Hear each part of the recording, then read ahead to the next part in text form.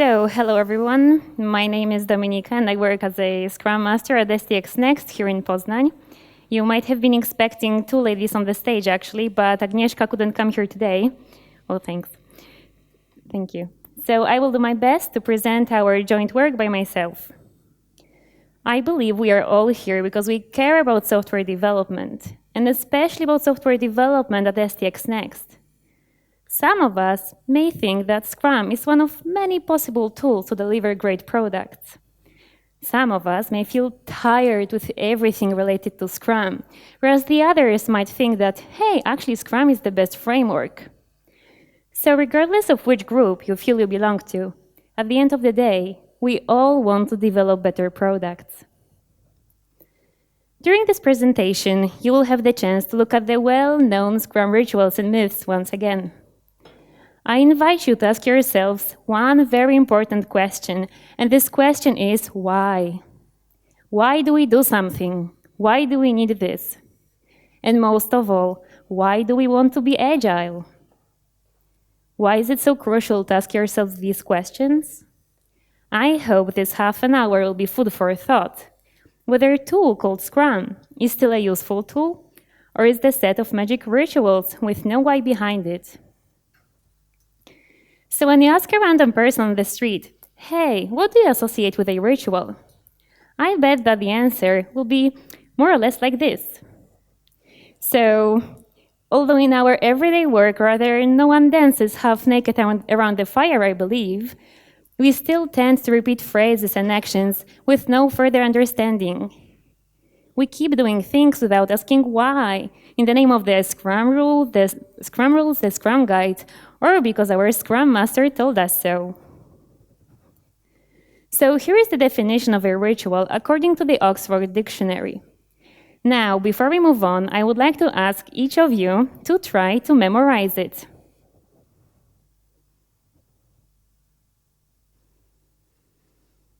Are you ready? Not yet. A few seconds more. Okay. So let's go. One of the most well-known Scrum rituals is so-called Standup. I am sure you have seen it at least once. So let's imagine the situation. Every single day, at one moment, usually the same person exclaims, "Stand up." And this is what happens next. Everyone stands up, goes to the team Scrum board and gazing at it, answers 3 holy questions one by one. What did I do yesterday? What will I do today? Some people also answer the 3rd question, what impediments do I see? Then people go back to their desks, and this is it. Every single day it looks exactly the same. We keep saying, we do Scrum because we have a stand-up meeting, and it lasts less than 15 minutes. Yay! But let's think about the definition of a ritual. A series of actions performed according to a prescribed order. And this is exactly what a stand-up becomes at some point. So today we are asking why. Why do we do this meeting? Is it about standing up for 15 minutes? Reporting to each other? Chatting?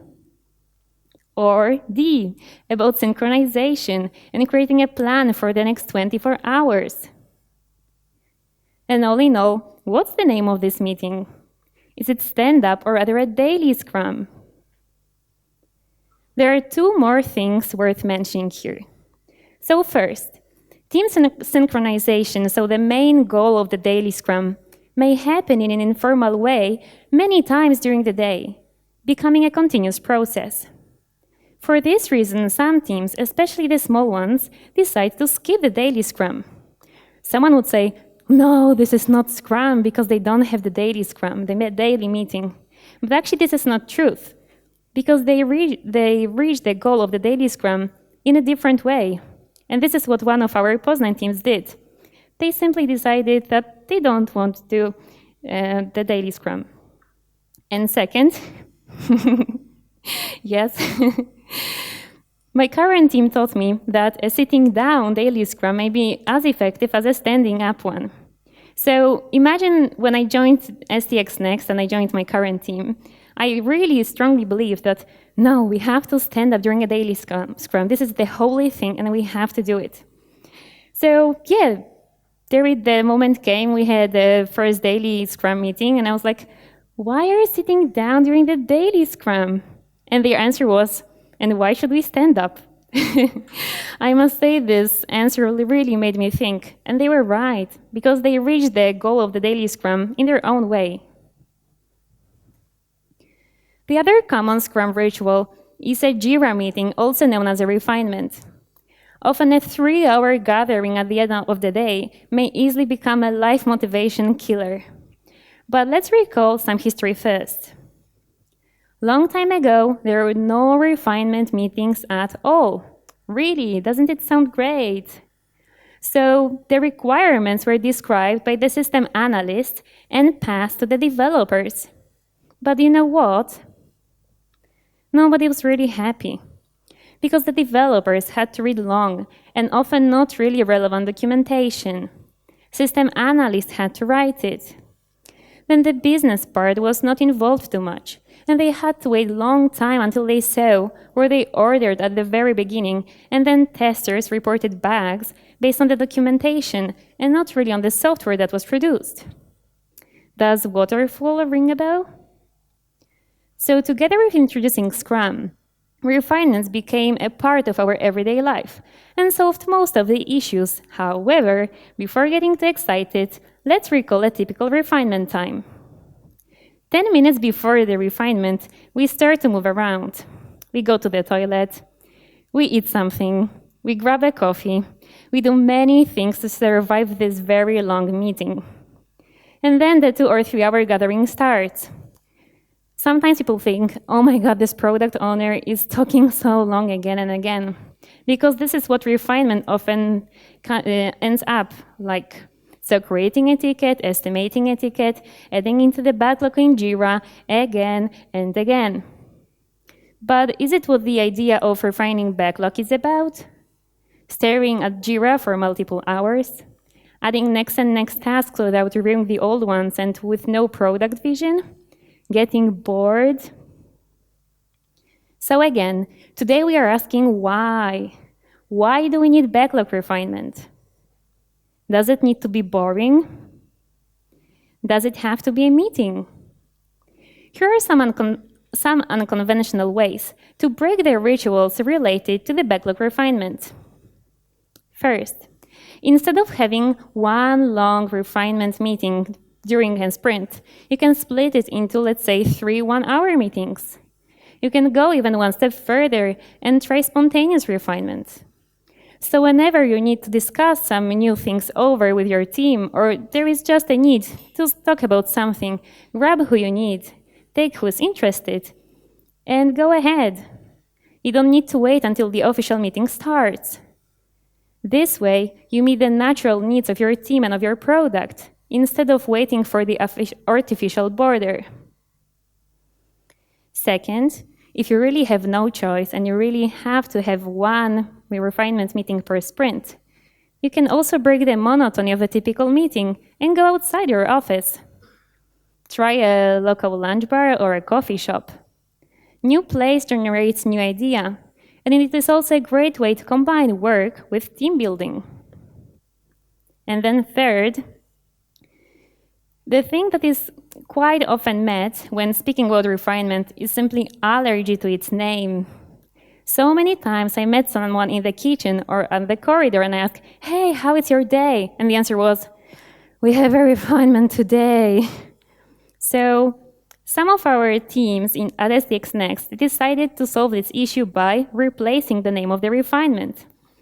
So here we have definement, we have a meeting with backlog. What is your own way to make backlog refinement more attractive? The obvious outcome of the backlog refinement is, of course, refined backlog. I know that was not so smart, but the issue is that we tend to understand this term refined backlog in very different ways. For some people, refined backlog equals to better product understanding, better described tasks, better described stories. But for many other people, refined backlog equals to estimations. And when speaking about estimations, we automatically think about story points. So now a bit of theory, for those who maybe are not familiar with story points. Story point is an arbitrary measure used by a Scrum team to describe how hard the story is. By hard, we can understand complexity, unknown, or effort. So a story point is a number, and if it is a number, it is really tricky to do some math. We can add them, we can divide them, we can multiply them, we even will get a score, which we can interpret in some way. So the most common example to me, which I meet in my everyday work is, imagine that we have a list of tasks. After backlog refinement, we even estimated them in story points. Oh, that's great. So we can add all these story points, we can divide them by the average team velocity, and we will get some number. This number, probably, will be the number of sprints which will take the team to deliver all these tasks. Great. Hey, so actually now I can set the deadline, I can set the release date, I can even communicate to my clients or even my boss. Yay, that's great. I like Scrum. I like estimating in story points. But do we still remember that these were only estimates? These are only artificial numbers, abstract numbers, which has no value. Imagine that you are a development team. The only commitment you made is for the current sprint, and someone treats your estimates for the next 5 or 6 sprints as commitments. How do you feel now? Do you think this attitude will help your team to work more effectively? Of course, in real life, there are tough deadlines, but instead of basing them on some abstract numbers, just talk openly to your team. Listen to what they want to communicate to you. So again, the question is why we use estimates, why do we need them? And if this is so tricky with story points to treat them as normal numbers, maybe it is time to change your method to some method which doesn't use numbers such as t-shirt sizes or bucket system, fruit system, or even no estimates. As one of our Poznan teams shows, using no estimates may be as valuable to the client and to the team as using story points, or even more valuable.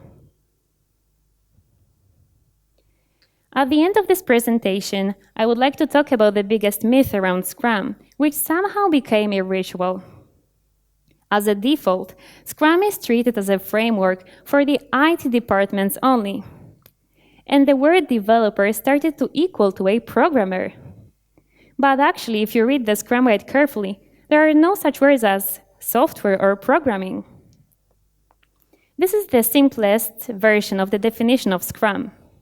So Scrum is a framework for developing and sustaining complex products. Is your product only the software? What about the other departments which are involved in your product developments, especially on the client side? What about the business department, marketing, compliance, maybe company board or DevOps? Can this framework work for them as well?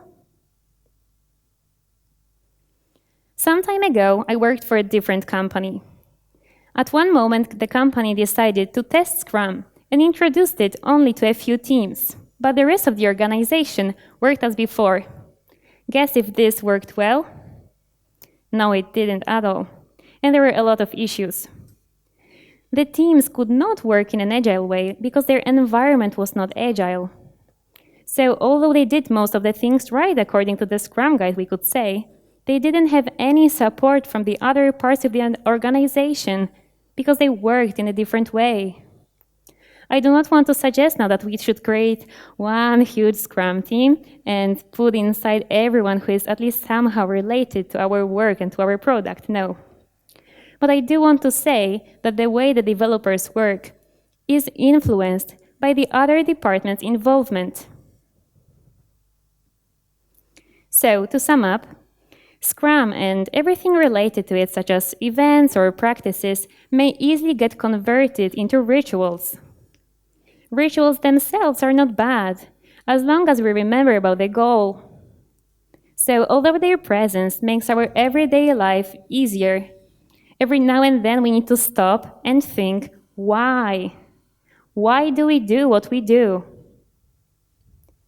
At the beginning of this presentation, I asked the question whether we need Scrum rituals, and our answer is no. We do not need the set of specific actions, and we do not need beliefs. But we do need conscious cooperation between the Scrum team and the client. What is your answer? Please feel free to ask questions and add comments. Thank you.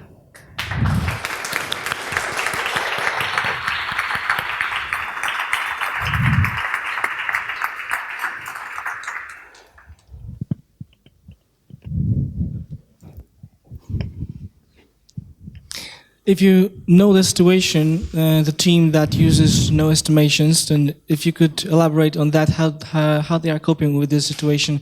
Am I guessing correctly that, for instance, they are taking stories into the sprint backlog, and they are agreeing that this set of stories is feasible, or any other solution? I would like to ask if this team would like to take a voice and say something. Yes, Daniel? Yeah, okay. Hello, Daniel here. Basically, it is more or less what you said. So what is feasible, that's one thing. Sometimes we look at our historical score, but meaning how many user stories we did in previous sprints. So we are just checking if what we are trying to plan for this sprint, if it actually makes sense. And the reason we are not doing any sort of estimation like story point is that we are trying to save time that we can then invest into analyzing if what we do, if what we develop actually makes sense business-wise. So we are trying to focus more on the business result than how many tickets, how many user stories do we actually do. But yeah, what is feasible plus our historical results, that's what it is. Does it answer your question?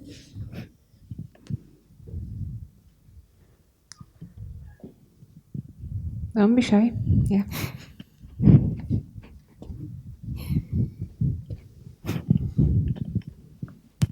So at some point you said that on the slide with the fruits, t-shirts, and so on. So you said something about that such approaches without any numbers and so on are actually as good or even are proving more valuable.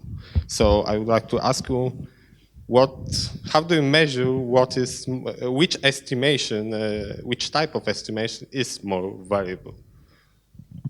So maybe I will answer the first part of your question. I didn't want to say that something is better than the other thing, but I wanted to say that it's less error prone, that this is less tricky with some other estimates because they are not numbers. So we do not treat them as man days or hours. And this way we stop thinking about these estimations as numbers and we won't do math. Okay, so in short, it's more valuable because there's less error in them, right? So, yes, we can say so. Okay, thank you. Thank you. There is one question over there at the end. I have a question. How much you spend on practicing your presentation, because it was really excellent? Thank you. Actually, I spent quite a lot of time. I don't know how many hours, I can't say it. Okay, thank you. Thanks.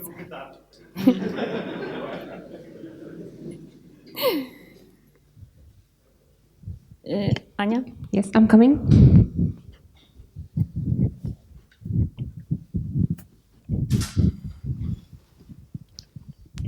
Great job. Thank you. So, have you ever found yourself in a situation where the user story was estimated for one story point, however, it took more or almost 2 weeks to get it done? And So how many sprints was it? One sprint? Let's say 1.5. And what actions did you take afterwards? What we did with the Yes. estimation. So what we do with our team is it depends, of course. Sometimes we re-estimate during our work, and if we don't do it, then when there is the end of the sprint,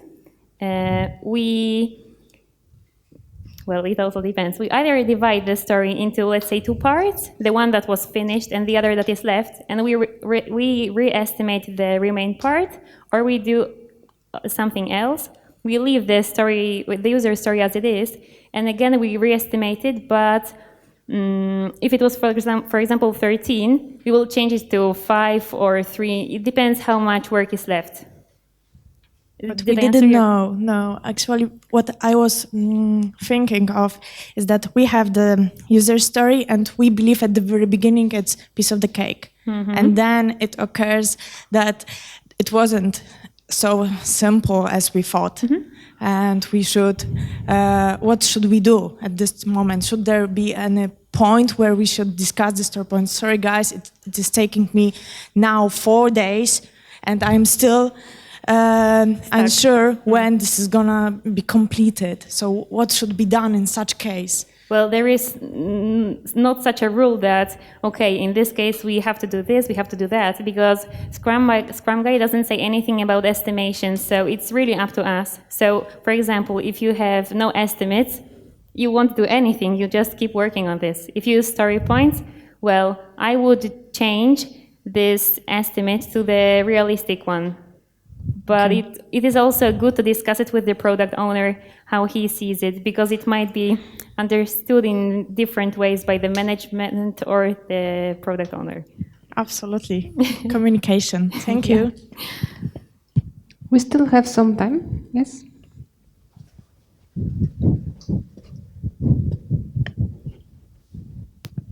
Hi. So my question actually is, how do you approach the question where my product will be ready in case you do not have any estimations? When the product will be ready? Yes. That's a good question, because I work as a Scrum Master, so I don't really approach this kind of questions. But let me think for a second.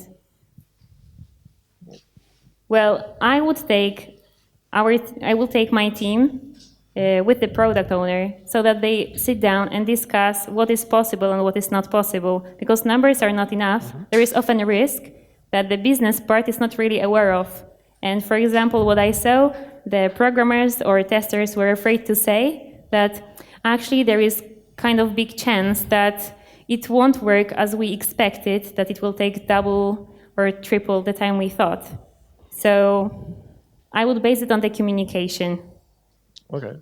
Thank And you. not some numbers. Yeah, that's it. That answers my question. Thank you. Thanks.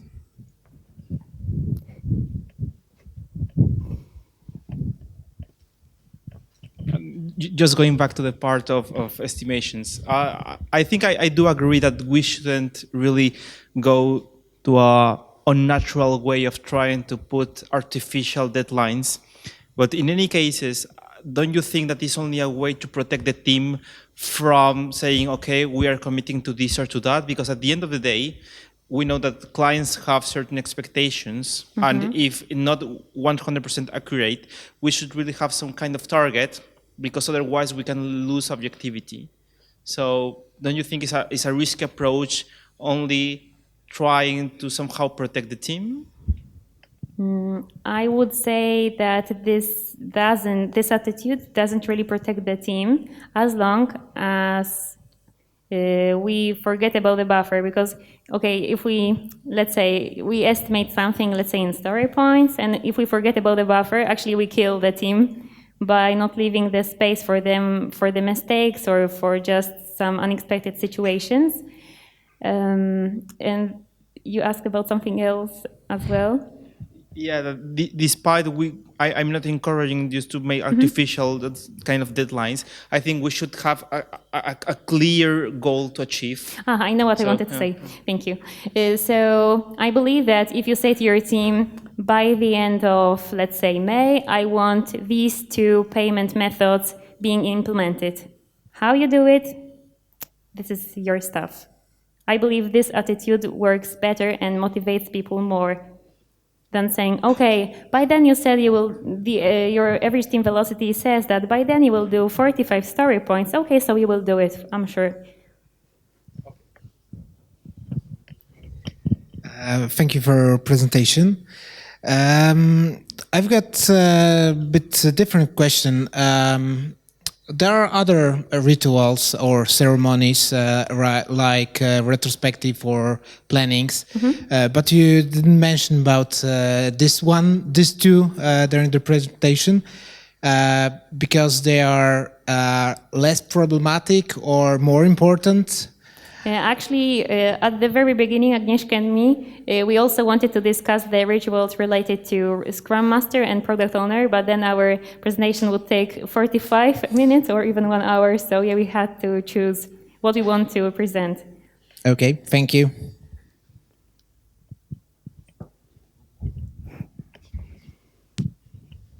There is a lot of questions, but maybe because of your presentation was really great. Thank you. One more is about story points. What we should do when situation like that happen, that we finish whole the sprint scope and we want to take some more tickets to the sprint and they are not estimated. We should estimate it or just take it as it is. Ask your product owner what he wants you, what he would like, he or she would like you to do. It's like confusing topic and nobody knows what to do. But even the product owner doesn't know what is the priority for him or her. Like, basic question is I think I know what you are asking, but please say. You are asking about, okay, we finished everything what we were supposed to do, and then we have some unestimated tickets at the top of the backlog, and our product owner is, let's say, unavailable. Maybe something like this, like our backlog is unestimated. Yes, all this tickets, basically. So maybe I didn't express it in a clear way, but this is what I meant also during this presentation, that a refinement meeting can be spontaneous and it doesn't need to include the product owner, because if the stories are described in a very good way already, and the product understanding is on the good level, then I'm sure the development team will do what the product owner meant in a particular story or a ticket. And then the team, if you estimate in story points, then you just grab a ticket, discuss it, and estimate it. Oh, so conclusion is, if you have backlog with unestimated ticket and you want to take one to the sprint, you should estimate it like on a go. Well, once again, I would underline that you need to communicate it to your product owner because he is the one who manages the product backlog. And if he says, he or she, that for him or her it is fine, then sure, go ahead. But firstly, it's good to communicate to him or her. Yeah, we still have time.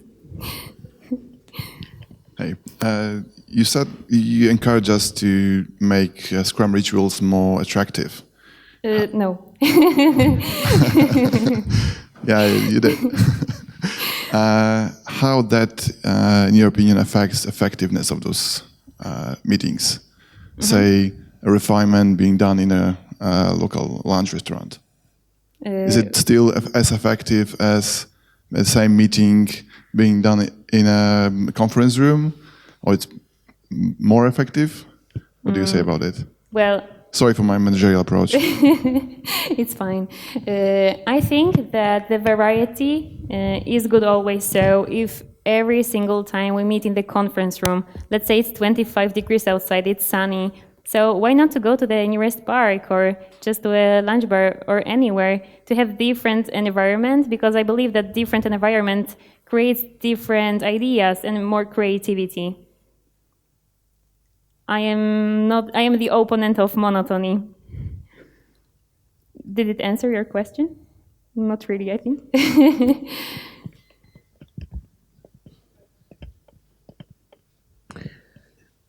If there are no more questions, let's have a short coffee break and we will return in 10 minutes with a new presentation of our key guest.